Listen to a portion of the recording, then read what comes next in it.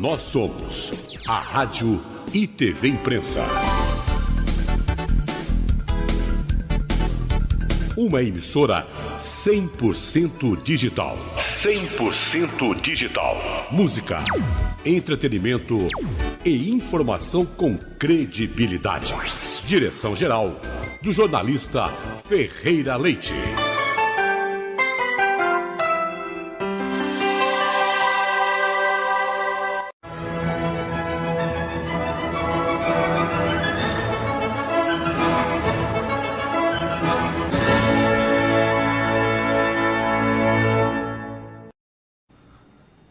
Olá, amigos da Rádio e TV Imprensa, sejam muito bem-vindos à estreia do nosso programa Interlúdio, que está iniciando suas atividades na data de hoje. Para mim é um grande prazer poder estar aqui com vocês, fazendo esse bate-papo, falando sobre música e tudo que engloba o fazer musical de uma maneira um pouco mais íntima, né? E de antemão já gostaria também de agradecer o convite do jornalista Ferreira Leite, aqui da Rádio e TV Imprensa, está abrindo esse espaço para música erudita, música clássica, essa música de concerto, né? Que a gente também vai poder dialogar um pouquinho, conversar, conhecer um pouquinho mais. Então, Ferreira, aqui já nesse programa de estreia, já quero de antemão te agradecer esse convite, esse espaço, um espaço inovador, porque a gente não tem conhecimento de programas que abordem esses temas aqui no interior do estado, então eu acredito que seja o único programa do interior que vai abordar esses temas da música clássica, música erudita, né? Agradecer também já de antemão nessa nossa estreia, nesse nosso primeiro encontro, as pessoas que também estão trabalhando para que isso aqui possa se tornar uma realidade, que pudesse acontecer. Que, sem dúvida, são os nossos parceiros, nossos patrocinadores, né? Que estão acreditando nesse projeto, estão acreditando nessa ferramenta que pode trazer essa contrapartida positiva para a nossa sociedade. Então, mais à frente tem alguns depoimentos, a gente vai ouvi-los, esses nossos parceiros mandaram uma mensagem especial para esse programa de hoje. E também já gostaria aqui de apresentar o nosso convidado, que a gente vai bater um papo muito bacana hoje sobre música, sobre as ações do Instituto AFAM, que é o Nelson. Nelson, bom dia, seja bem-vindo. Olá, bom dia, maestro. Um prazer estar aqui com vocês nessa estreia aí do programa, né, que a gente espera que tenha vida longa, muita coisa boa para apresentar essa riqueza que a gente tem aqui na região, né? São tantos talentos que saem aqui do Vale do Paraíba e que estão tocando nas melhores orquestras do país, né? Então a gente valorizar esses talentos regionais, essa música regional, por meio desse programa é sensacional. Um prazer estar aqui. Muito legal. Então, pessoal, a ideia do nosso programa é ser um bate-papo bem intimista, bem assim, descontraído, que a gente possa passar pelas várias formas de entender a música, né? E uma dessas formas é a gente, por exemplo, já poder falar sobre alguns termos musicais, né? Você viu aí que o programa se chama Interlúdio, né? O que vem a ser um interlúdio, né? O interlúdio, de uma forma bem objetiva, ela é uma música que é tocada na ópera entre uma cena, né? Entre uma cena e uma outra cena que vai se desenrolar num outro momento. Então, o interlúdio é um momento ali que a cena acaba, essa primeira cena, tem uma música, e aí entra uma nova cena. Então, ele faz ou seja, lúdio de ouvir, né? A parte interna entre dois momentos, né? E aí vem o nome do programa. Mas também, próximo aí ao interlúdio, a gente tem um outro termo muito parecido, que chama-se prelúdio, né? O que é o prelúdio? O prelúdio é uma música que geralmente era tocada para preparar os ouvidos do ouvinte, né, para aquela composição musical maior. Ou seja, o prelúdio era um momento ali onde o músico esquentava os dedos, né, no instrumento, e já trazia também ali o que a gente chama de tonalidade, né, da obra maior que ia ser executada depois. Então esse prelúdio, essa pré-audição vem daí. E hoje nós preparamos uma primeira obra para a gente ouvir, que é do compositor alemão Johann Sebastian Bach. Acho que tem a foto aí dele, Kevin. É um compositor do período barroco, né? E que é um compositor muito importante pro processo histórico da música, né? Bach foi um grande inovador e quebrou muitas barreiras, né? Levou a música a um outro patamar, né? Inovou em muitas coisas, e ele até hoje é considerado um dos pilares da música. Fatalmente nós vamos ter vários programas aqui falando especialmente sobre, de uma forma mais profunda, sobre Johann Sebastian Bach, mas a gente preparou uma peça dele para vocês ouvirem, que é o Prelúdio em Dó maior, que faz parte de um álbum chamado Cravo Bem Temperado. Tem um pianista aí, acho que está escrito aí Lang Lang, se eu não me engano, é um pianista. Achou. E esse prelúdio é exatamente isso. Ele prepara os ouvidos para a obra que vem a seguir. E essa obra é o Cravo Bem Temperado. A gente vai depois poder falar um programa especial só sobre isso, porque é um assunto muito bacana e um assunto extenso, né? Onde o Bach aí inventa, ele utiliza do temperamento musical, né? Que falando de uma forma bem simples, né? Você imagina, por exemplo, um violão, onde você tem aquelas casinhas do violão, né? Ou um piano, que tem as teclas brancas e as teclas pretas, né? E ali você tem um ajuste da afinação das notas, que é isso que a gente chama de temperamento, ou seja, as notas elas são ajustadas, a altura das notas, para que a gente compreenda todas as notas com uma igual hierarquia, né? Uma afinação, a gente chama de uma afinação temperada. E essa obra aí, o Cravo Bem Temperado, ela trata disso, né? Foi onde Bach iniciou. Mas voltando lá ao prelúdio, então o prelúdio ele vai esquentar os nossos ouvidos, e esse prelúdio em especial é composto por Johann Sebastian Bach, mas depois, cerca de 100, 120 anos depois, você tem o compositor Charles Gounod, que é um compositor francês, e o Gounod pega essa melodia que nós vamos ouvir e coloca ali, utiliza de uma letra, que é o hino até escrevi aqui para não esquecer, a São Lucas, né? A São Lucas. E aí nós temos a famosa Ave Maria.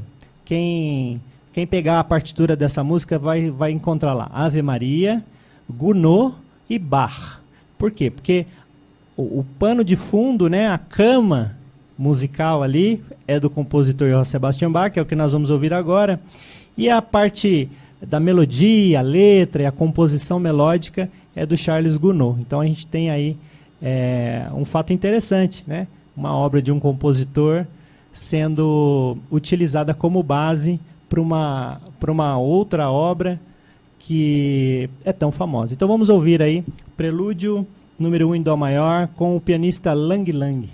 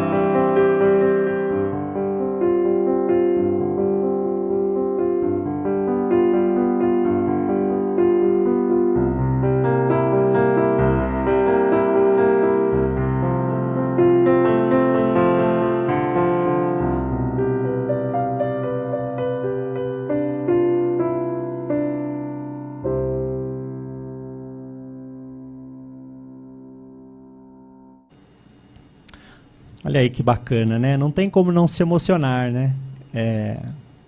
Com essa interpretação do Lang Lang. E a gente vê como que a música tem essas grandes obras, né, Nelson?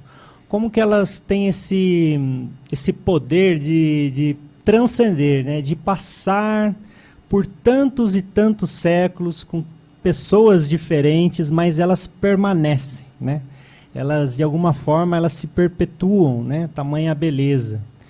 E a gente pode entrar numa discussão mais profunda, que aí vai entrar no campo da estética, que é o campo da filosofia, que vai estudar aí a forma da arte, o belo, né?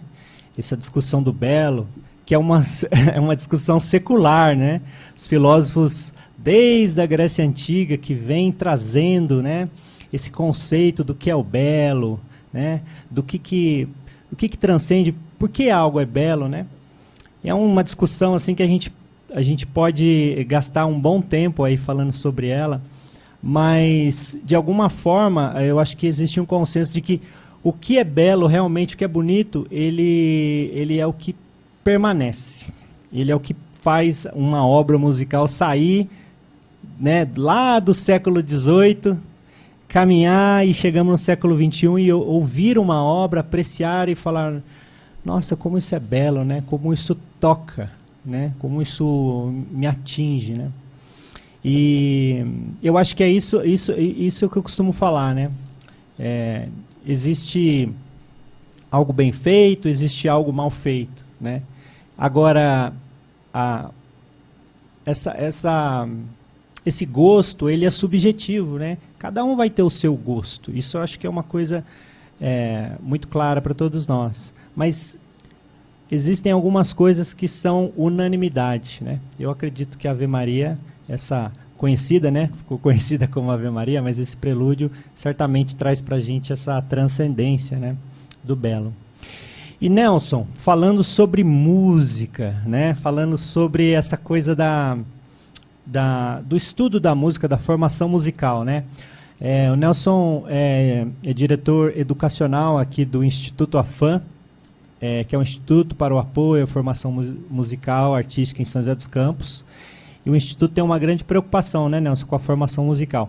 Você poderia contar para nós um pouquinho essa frente do Instituto AFAM, como que ela leva essa parte educacional, quais são as expectativas? Bom, mas a gente tem lá no Instituto 3 pilares, né? E o educacional é um desses 3 pilares, né? A gente tem o pilar artístico, o educacional e o pilar social, né? Esse pilar educacional, ele vem porque a gente entende que é necessário criar uma formação gradativa para os músicos, né? A gente, às vezes, para o músico tocar numa orquestra, ele tem que já ser profissional, né? E ali a gente vai ajudando, mediando esse desenvolvimento dos integrantes para que eles consigam ir passo a passo, evoluindo, para conseguir chegar a tocar na orquestra, né? Então esse passo a passo, que é essa parte educacional, né? Que é um pouco da gente mediar o que ele traz para a gente, né? A gente analisa o que ele já toca, já tenta pensar num repertório que esteja de acordo com o que ele toque, já começa a analisar quais são os pontos que podem melhorar nele e fazer com que esses pontos se desenvolvam, né? E a gente vai evoluindo daí esse repertório de acordo com esse desenvolvimento dos integrantes. Não só lá no Instituto a gente tem a orquestra comunitária e também temos a academia, né? Então, dessa forma, a gente ajuda essa formação passo a passo. E não faz com que a orquestra ou o nível de técnico seja algo inatingível, né? A gente vai com ele passo a passo. Ou seja, é possível fazer um caminhar aí de acordo com as condições específicas de cada pessoa, né? E eu vejo que, acho que é legal a gente comentar essa necessidade de desenvolver o ser humano, né? Como um todo, né? Sim, a gente pensa que toda cultura é social, né? Ela gera essa interação e ela gera também um aprimoramento de de competências socioemocionais, né? Que são competências que levam ao desenvolvimento humano. Então, por exemplo, você ir para um ensaio, você tem que ter estudado antes, você tem que ter disciplina, concentração, né? Você tem que saber interagir com as pessoas. Então, são competências que vão se aprimorando no decorrer das aulas, dos ensaios. Então, a gente entende que esse lado educacional tem esse viés para o desenvolvimento humano, né? Que isso já é uma característica da educação musical. Em 2011, foi feito um fórum global em Salzburgo, né? Dizendo quais são os caminhos da educação musical. E lá nesse fórum mundial, eles chegam à conclusão que, para justificar a educação musical em políticas públicas, ela tem que ter esse viés para o desenvolvimento humano. Então, a gente não está ensinando somente aquele aluno, aquele músico, a tocar uma escala, a decorar ou ser condicionado a tocar um repertório. A gente está ensinando ele a melhorar a concentração, melhorar a disciplina, melhorar a interação com as pessoas, né? Essa coisa de subir ao palco, estar preparado para coisas novas, né? Isso é sensacional, né? Porque assim, a gente lida com pessoas onde nem todos, né, vão querer ser profissionais, mas certamente, dentre as profissões que cada pessoa escolher ao decorrer da vida, vão ser seres humanos melhores, né? Aquele funcionário com melhor aproveitamento, com melhor desenvolvimento, né? Com uma capacidade melhor de se relacionar, né? Eu acho que também, acho que um dos pontos fundamentais da importância desse estudo da música, independente da opção profissional, é essa, né? Sim, e até mesmo a relação na orquestra, né? Você tem toda uma hierarquia na orquestra, você tem o chefe de naipe, o maestro, essa coisa de você estar sempre dividindo o seu som, tentando mesclar o som dos instrumentos. Isso tudo numa empresa é o que acontece, né? Você tem lá o diretor, o gerente, depois você tem a outra equipe, uma equipe se relacionando com outra. Então, essa analogia da empresa com a orquestra, com a música, isso ajuda muito também esse aluno, né, a lidar com os desafios do dia a dia, né?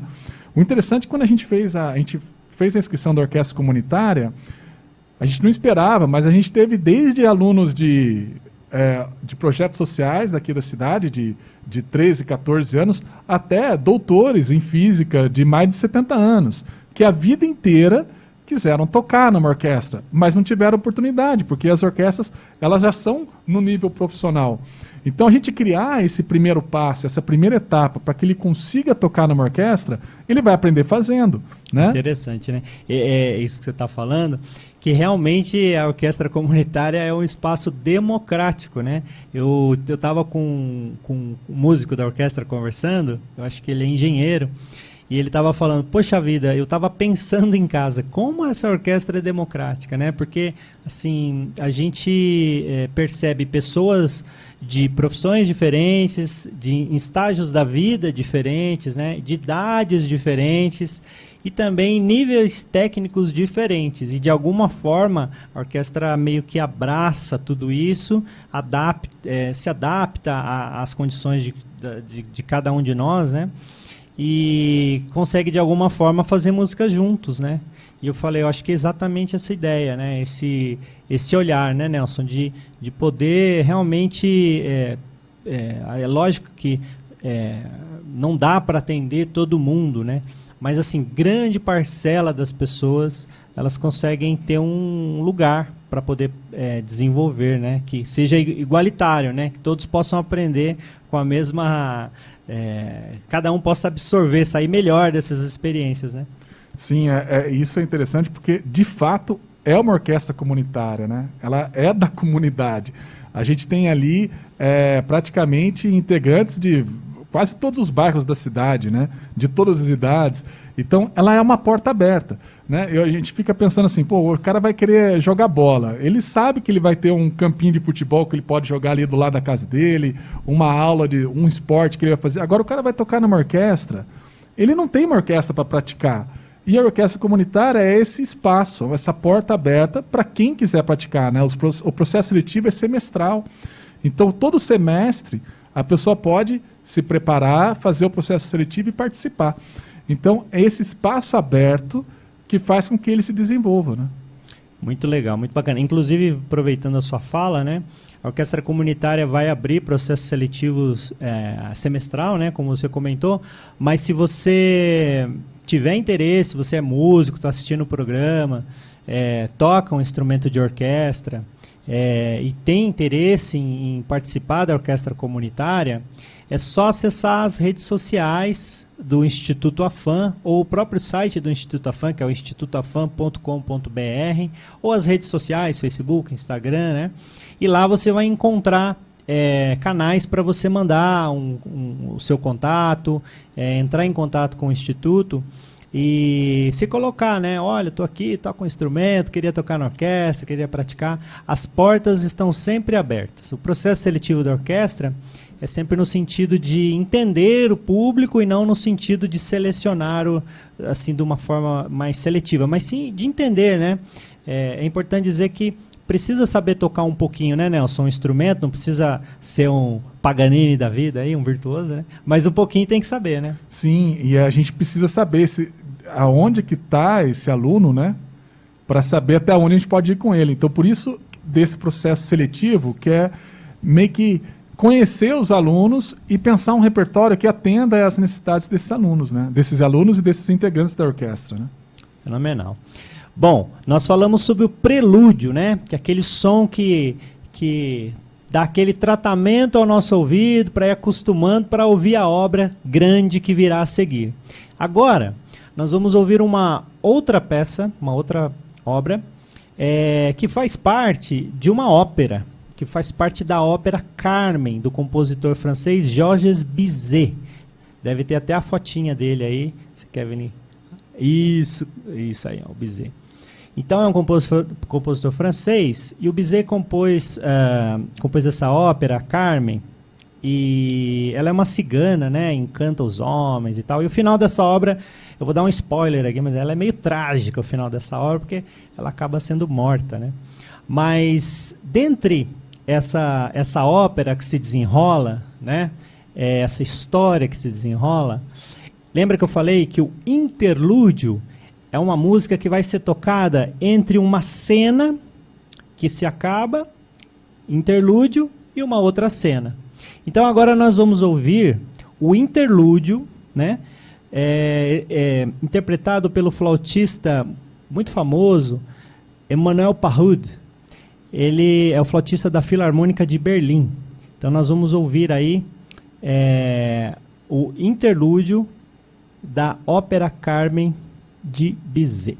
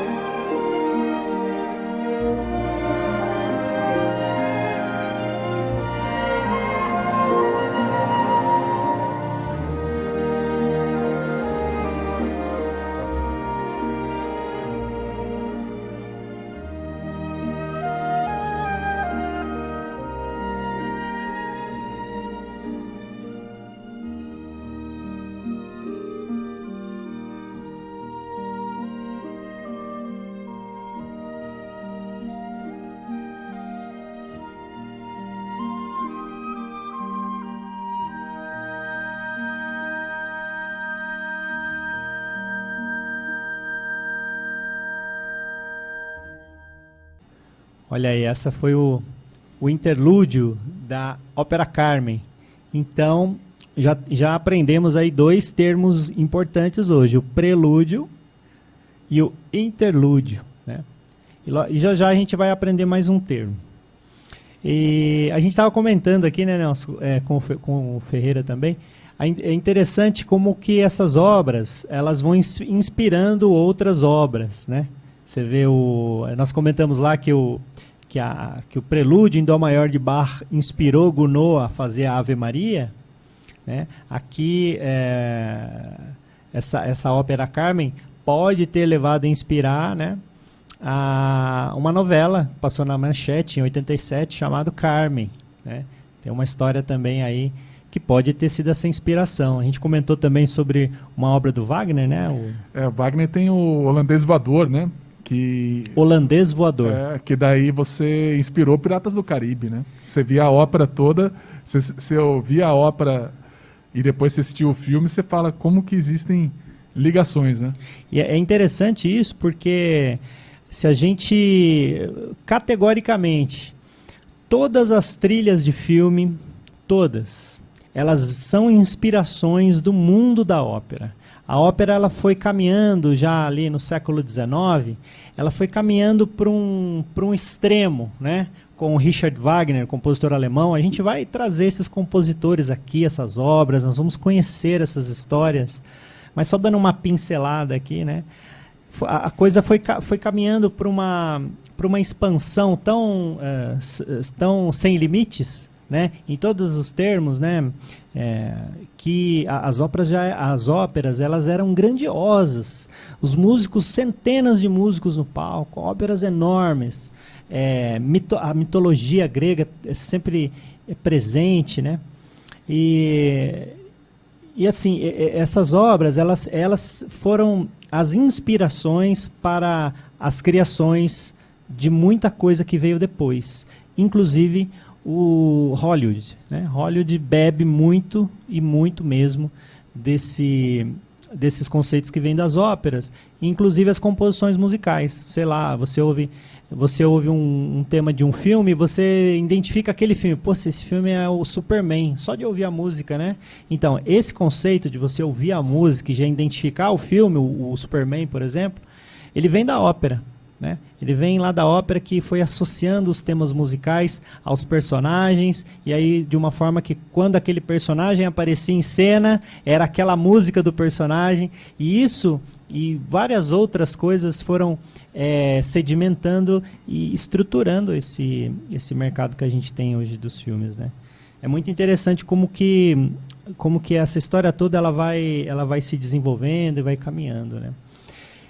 Mas nós vamos falar muito sobre essas coisas aqui, tem muito assunto, é um universo assim inesgotável de informações mas é legal porque a gente começa a entender, a fazer esses links, né? Da onde que vem, para onde que vai e tal, né?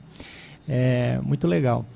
Deixa eu aproveitar e já agradecer aqui de uma forma mais formal os nossos patrocinadores. Como eu disse no começo do programa, são as pessoas que investem para que esse programa aqui esteja ao vivo, né? Esteja no ar, possa levar para você esse conteúdo que a gente está preparando com tanto carinho para vocês, né? Então, primeiro agradecer ao Instituto AFAM, que é um instituto para o apoio à formação artística musical em São José dos Campos, um instituto que apresenta esse programa, né? Também agradecer ao Instituto Música Mar. Instituto Música Mar é um instituto que sediado em Caraguatatuba, litoral norte, e com isso, são 88 anos, e com isso eles conseguiram comprar esse piano e vão estrear agora no fim do ano, né? Um piano de cauda. Então olha que bacana, olha que ideia legal, né?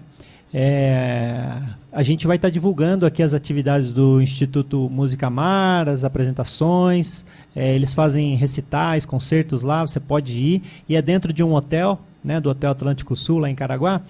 Então você pode assistir o concerto na sala do hotel e ficar hospedado no hotel, né? Aproveitar o fim de semana, olha que bacana, já aproveita a viagem, faz uma viagem bacana com a família, assiste o concerto e aproveita o litoral norte, né?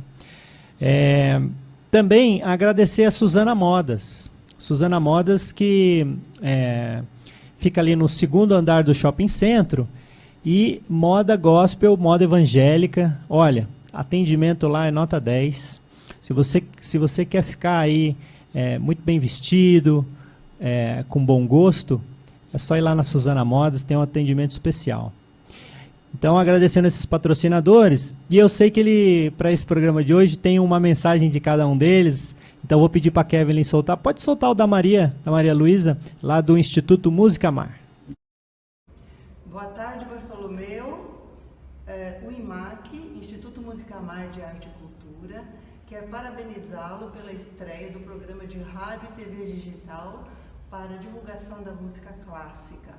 Nós nos sentimos honrados por sermos parceiros e eu acredito que este vai ser um canal muito importante para continuarmos com a nossa luta pela preservação da música de concerto, da música clássica de qualidade. Gostaria também de aproveitar para dizer que o IMAC vai retomar as suas atividades no dia 20 de novembro com um concerto de piano da pianista Valdilice Carvalho. E dia 18 de dezembro com um concerto com um trio de piano, violoncelo e violino, do qual faz parte sua esposa Priscila Bastos no violino e Douglas Santos no violoncelo e Maria Luísa França, eu, no piano. Boa sorte, meu amigo.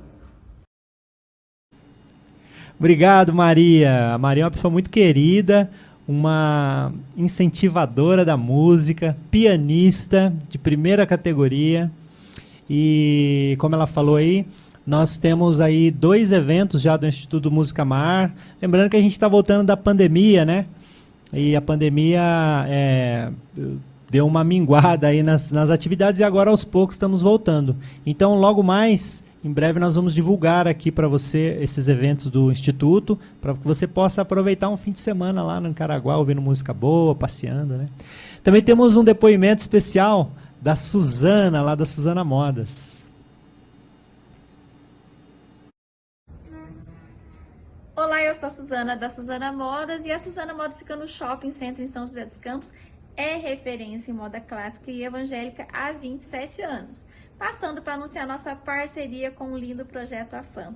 O Projeto AFAM tem a formação de músicos e artistas na Orquestra Comunitária de São José dos Campos. Eu, como aprecio uma boa música, fiquei lisonjeada com o convite.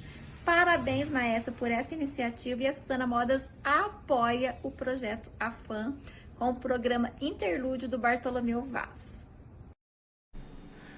Obrigado, Suzana. Muito obrigado por apoiar a cultura, apoiar a arte, né? E, de certa forma, entrarem conosco nesse trem que vai só cada vez mais longe, né? Então hoje, aproveitando, né, Nelson, logo mais às 14 horas, a Orquestra Comunitária vai fazer um concerto especial ali no Asilo Santo Antônio, que fica aqui no centro de São José. Se você estiver por ali, por perto, quiser dar uma passadinha, o concerto será às 14 horas para os velhinhos ali do Asilo Santo Antônio. E está tendo uma campanha de arrecadação de fralda geriátrica. Então, se você tiver uma fralda geriátrica, puder levar lá no Asilo Santo Antônio, que fica ali no centro, bem perto do cemitério, vai colaborar em muito com essa campanha solidária. E a orquestra vai, então, hoje realizar essa apresentação, uma apresentação especial, bem bacana. Aliás, é uma das frentes do Instituto, né? Atuar aí nessa solidariedade também, né? Nelson, falando aqui um pouquinho mais sobre música, né? Sobre esse universo da música, que assim, aqui a gente tem essa fala em várias áreas, né? Porque o fazer musical, né, Nelson, engloba várias áreas, envolve o fato assim. Fazer a música ali, tocar a música é um ponto, mas existem uma série de outras atividades, né, que elas são necessárias e importantes. Por exemplo, hoje mesmo aqui nós estamos ouvindo, apreciando música, mas olha quanta coisa a gente está trazendo, né, extra musicais, né? Questões que vão envolver a filosofia, vão envolver a educação, né? Vão envolver o relacionamento humano, né? E conta um pouquinho, Nelson, para nós, a sua trajetória, para a gente conhecer um pouquinho da sua trajetória. Como que foi o seu contato com a música? Qual o seu instrumento? A gente nem apresentou aqui o seu. Eu sei que você toca um instrumento muito peculiar, muito bacana. Conta um pouquinho para a gente. Bom, eu sou contrabaixista, né?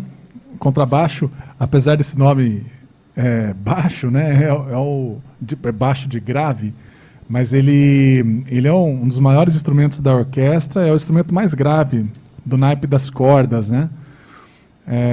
Ele é tocado também com arco, com pizzicato, então é um instrumento que eu acabei já admirando, gostar muito dos instrumentos graves na época e comecei a estudar o contrabaixo. Só para quem não sabe, o contrabaixo, ele é da mesma família do violino, né? Só para as pessoas terem uma ideia aqui do formato do instrumento. Isso, ele foi inventado depois, né?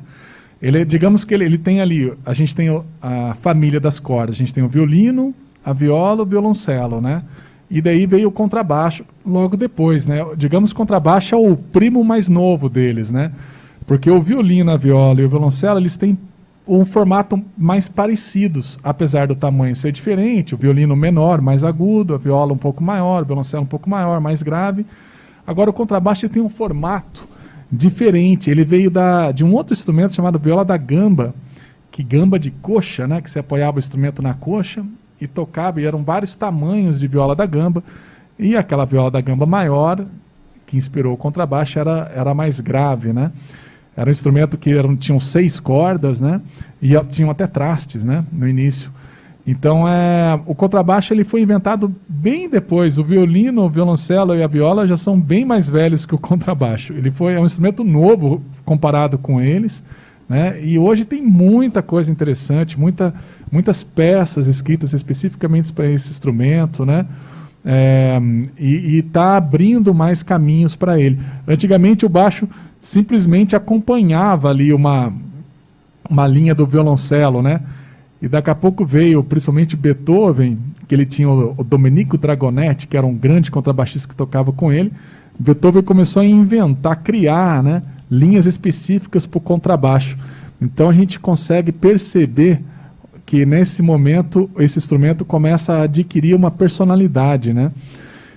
Então isso me fascinou muito no instrumento e acabei estudando, né? Fiz bacharel, fiz licenciatura em música, recentemente terminei meu mestrado voltado para essa área de educação musical e para mim foi muito importante no início tocar num grupo, né? A gente tinha cameratas na cidade, orquestras assim, mas esse tocar que foi importante porque eu fui aprendendo fazendo, né? E daí eu toquei também na Sinfônica de Taubaté, depois fiz alguns cachês na Sinfônica de Santo André, fiquei em Barra Mansa, num projeto bem legal que existe lá, na cidade de Barra Mansa, no Rio de Janeiro. Fiquei 3 anos lá tocando na orquestra como chefe de naipe.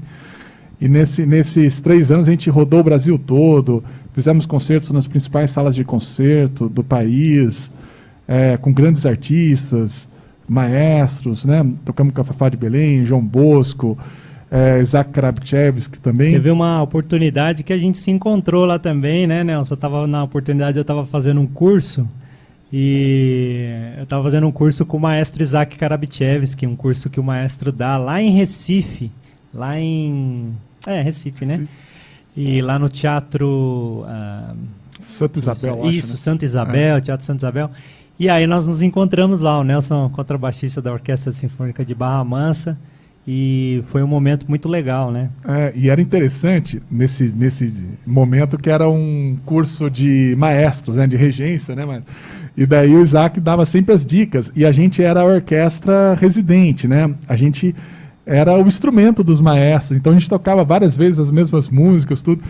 E foi uma experiência muito grande, né? Porque trabalhar com o Isaac é sensacional. Ele tem uma sensibilidade muito grande e não tem um músico, acho que não gosta de ser regido por ele, né? Com certeza. Nelson, e deixa eu te perguntar, assim, as pessoas sempre perguntam, têm dúvida, é o seguinte: eu quero tocar um instrumento, mas não quero ser profissional, né? É muito difícil, por exemplo, seu instrumento em específico, tocar contrabaixo, né? Para quem quer aprender, mas sem objetivo de ser um profissional. É possível? Como que é isso? Sim, eu acredito que todo instrumento é possível, né? A gente tem que tentar achar os caminhos. Realmente não é fácil. Eu, por exemplo, quando eu comecei, eu não sabia por onde começar, né? Eu lembro que eu fui na banca, comprei lá uma revista que chamava Cover Baixo, se eu não me engano, e lá tinha lá aulas de contrabaixo. Era um cara em São Paulo que dava aula, eu liguei para ele e falei, posso fazer aula? E ia para São Paulo fazer aula com ele. Porque na minha cidade não tinha aula, não tinha professores de contrabaixo, né? Então, assim, hoje a gente tem alguns caminhos. Um deles, por exemplo, se é uma adolescente, uma criança, vocês podem ter que ficar atento que, geralmente, na cidade, ou você tem as escolas de tempo integral, que possuem aulas de música, ou você também tem projetos sociais, como a orquestra comunitária, a academia, que a gente também tem no Instituto Afam, ou outros projetos que tem aqui na cidade também, como o Projeto Guri. E nesses projetos, por exemplo, o Guri, você pode entrar até 18 anos, né? Nos grupos de referência, que são os grupos mais avançados, até 21. Então, por exemplo, de 8 anos até 18, você pode ingressar nesses projetos, que são gratuitos. E, por exemplo, no Guri, ele empresta o instrumento, né? Então, que é muito difícil, você comprar um contrabaixo não é barato, né? Então, você conseguir ter acesso a esse instrumento e poder aprender já é muito bom. Então, quando é mais novo, tem os projetos. A pessoa que já passou dessa idade tem que buscar essas ideias como a gente tem na orquestra comunitária, né? Projetos da cidade que atendam outras idades. E daí você também tem conservatórios, que daí já é mais um ensino mais técnico, mais voltado para o profissional. Legal, muito bom. Bom, quero colocar mais uma obra aqui para a gente ouvir. Agora nós vamos dar um passo adiante no período histórico da música. A gente começou lá com Bach, no período barroco, né? Século XVIII. Demos um pulinho ali no Bizet. Agora nós vamos voltar um pouquinho aqui no Mozart, que é um compositor do período clássico, do classicismo. Quem nunca ouviu falar no Wolfgang Amadeus Mozart, né? Compositor austríaco, e certamente você já ouviu falar desse compositor, já ouviu alguma obra dele, às vezes você nem sabe que é dele, mas já ouviu, né? A gente estava falando aqui como é que a música ela vai se associando, né, a outras coisas, a outros momentos, outras criações artísticas. E certamente, quando você assistir um desenho animado desses antigos, né, Pica-Pau, esses outros, certamente você vai encontrar ali temas desses compositores que serviu de base para a criação desses desenhos, né? Então a gente falou do prelúdio, né, voltando lá rapidamente, prelúdio ali para preparar os ouvidos para ouvir uma obra maior, né? E agora nós vamos ouvir do Mozart uma abertura que chama-se As Bodas de Fígaro, Mariage of Figaro, com a Sinfônica de Paris. E é o seguinte, essa obra, quando a gente fala abertura, ou do alemão overture, essa obra é como se fosse um prelúdio. Por quê? Porque na ópera, quando as pessoas chegavam para assistir a ópera, chegavam no teatro, iam chegando nas suas carruagens, né? Iam parando ali, entrando no teatro, aquela conversa, oi, tudo bem e tal. E aí estava dando o horário da ópera começar, as pessoas ainda conversando, né? Precisava de um momento para as pessoas, então, entenderem. Bom, agora a gente precisa silenciar para poder ouvir a ópera. E aí eles tocavam o que a gente chama de abertura, né? Ou seja, essa música era uma música que abria o evento, abria a ópera, né? E servia para você, então, se posicionar na sua cadeira, pegar sua aguinha, ficar ali com uma atenção voltada, parar de conversar, para que a gente pudesse, então, iniciar a ópera. Então, a abertura nada mais é do que isso, esse momento. Então nós vamos ouvir aí do Mozart essa evolução aí do prelúdio, né? Esse momento aí de preparar os ouvidos para a ópera. Então, Bodas de Fígaro, de Mozart.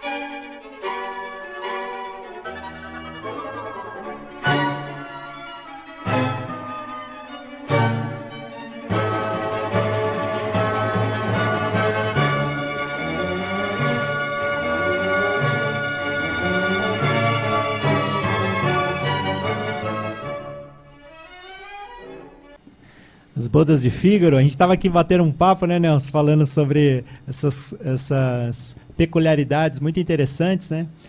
O Nelson estava comentando sobre a questão do contexto da obra, né? Isso, a gente estava falando da abertura, né? E a gente falava que essa abertura no início, né? Ela tinha vários elementos da ópera, né? Várias melodias, ritmos que aconteciam durante a ópera. É como se fosse um trailer, né? Como se você fosse assistir um filme e tivesse um trailer. E daí a pessoa assistia essa abertura e se ela gostasse, ela ficava para assistir a ópera inteira, porque a ópera era 3, 4 horas. Era o comercial já, né? Daí, se ela não gostasse, ela ia embora. Muito bom, muito democrático, né? A pessoa ali se preparava toda, pegava a carruagem, ia para o teatro, pagava o ingresso, sentava, ouvia a abertura. Não gostei, acho que eu vou embora. Muito interessante isso, né? Mas como tudo isso vai formando, né, esse mundo, né, da música, né? De, como eu disse, não só ouvir, mas entender esses vários pontos, né, que compõem, assim a gente se sente mais próximo, né? Acho que isso é muito bacana. Isso é uma das coisas que nós queremos trazer sempre aqui no nosso bate-papo. Na semana que vem, o nosso programa vai trazer uma série, né, de diálogos sobre as 4 estações de Vivaldi. Vivaldi é um compositor italiano, né, que é muito importante para a música, um compositor do período barroco. A gente vai falar um pouquinho sobre o período barroco, sobre Vivaldi e sobre as 4 estações, né, que Vivaldi escreveu em forma de concerto, né, para violino solo e uma orquestra de cordas. e ele fez aí uma homenagem a cada estação do ano.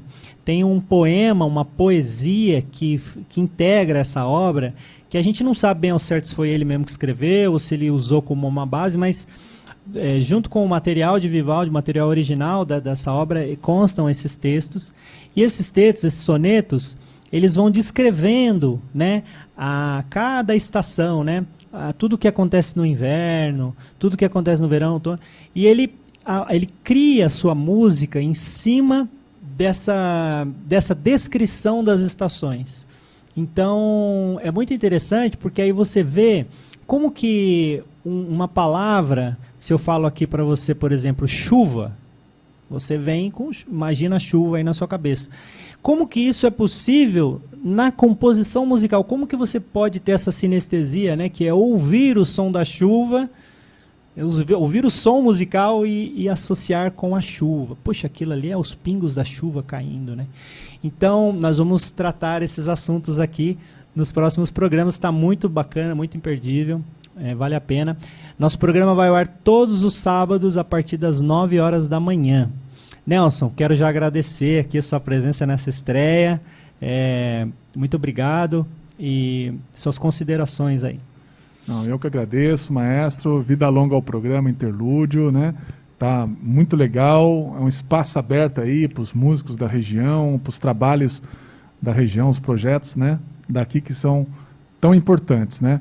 Eu que agradeço e vamos lá para o concerto da tarde aí com a Orquestra Comunitária. Espero que vocês acompanhem também o trabalho da orquestra, que está bem legal. Muito bacana. E para encerrar o programa de hoje, eu preparei mais uma obra muito bacana, que vem nessa ideia ainda de abertura. A gente ouviu ali a abertura de Mozart, agora a gente vai andar um pouquinho mais à frente no período histórico da música, nós vamos chegar em Franz von Suppé, compositor francês, que é esse que está aparecendo aí, e nós vamos ouvir, na interpretação do maestro Andris Nelsons, a abertura A Cavalaria Ligeira.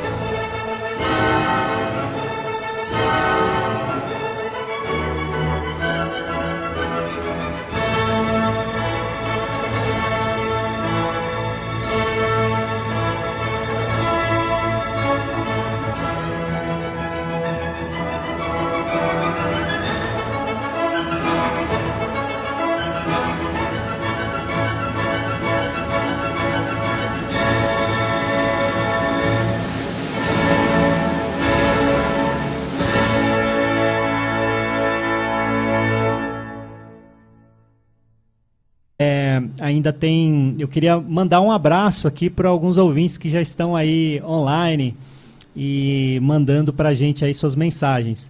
Também aproveitar e dizer que se você quiser enviar uma mensagem, uma dúvida que você tem, uma curiosidade, né, algum termo musical que você queria que a gente falasse, explicasse, é só mandar um WhatsApp. O telefone acho que vai aparecer aí na tela para vocês.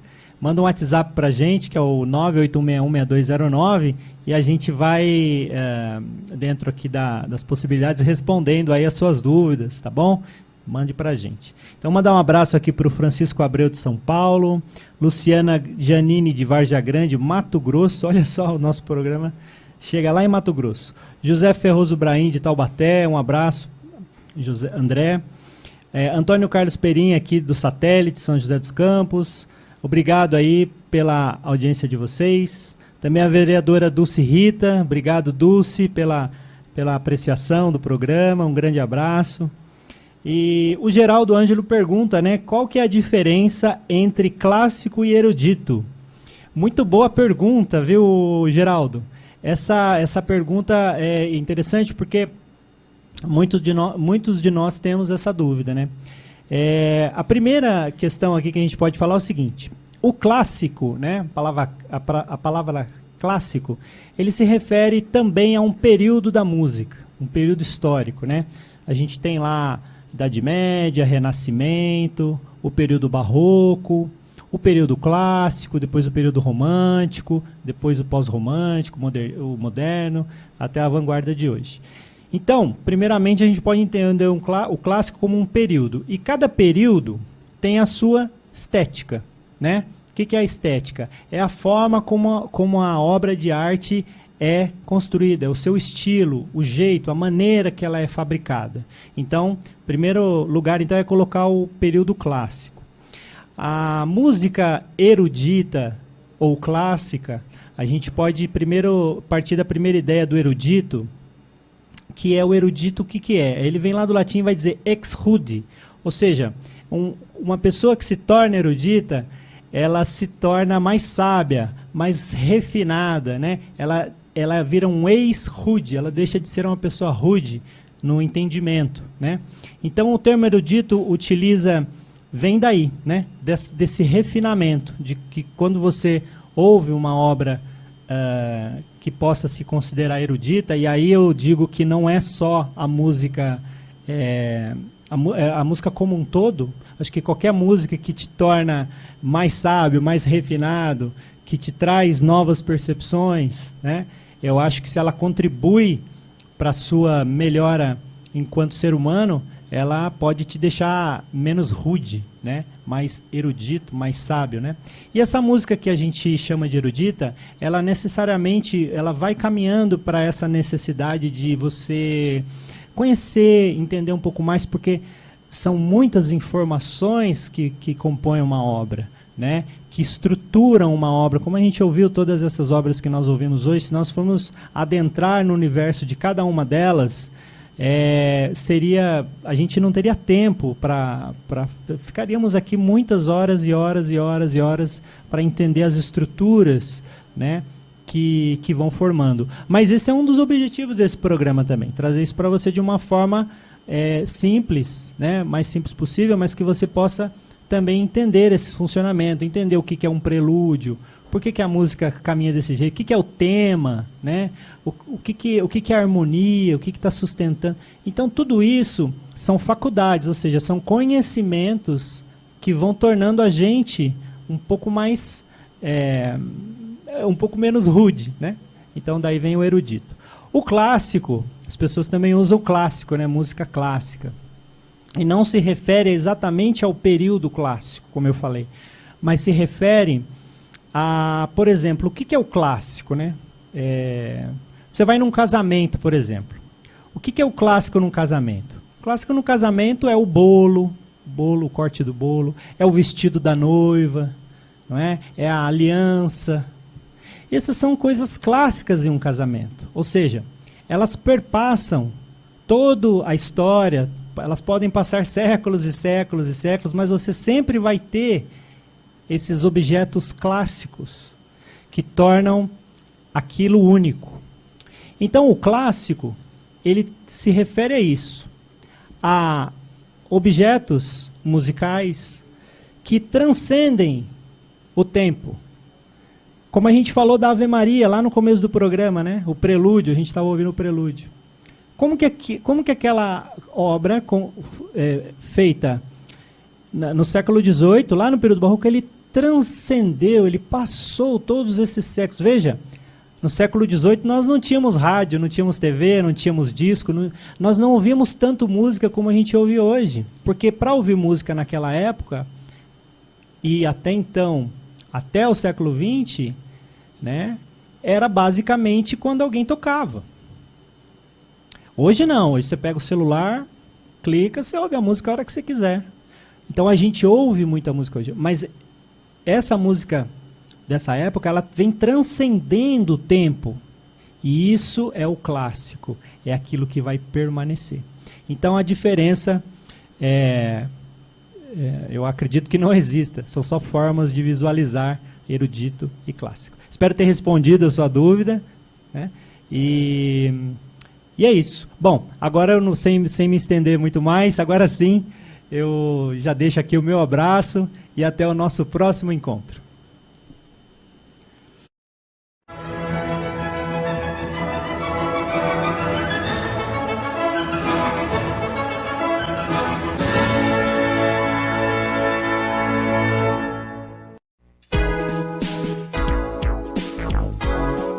Nós somos a Rádio e TV Imprensa.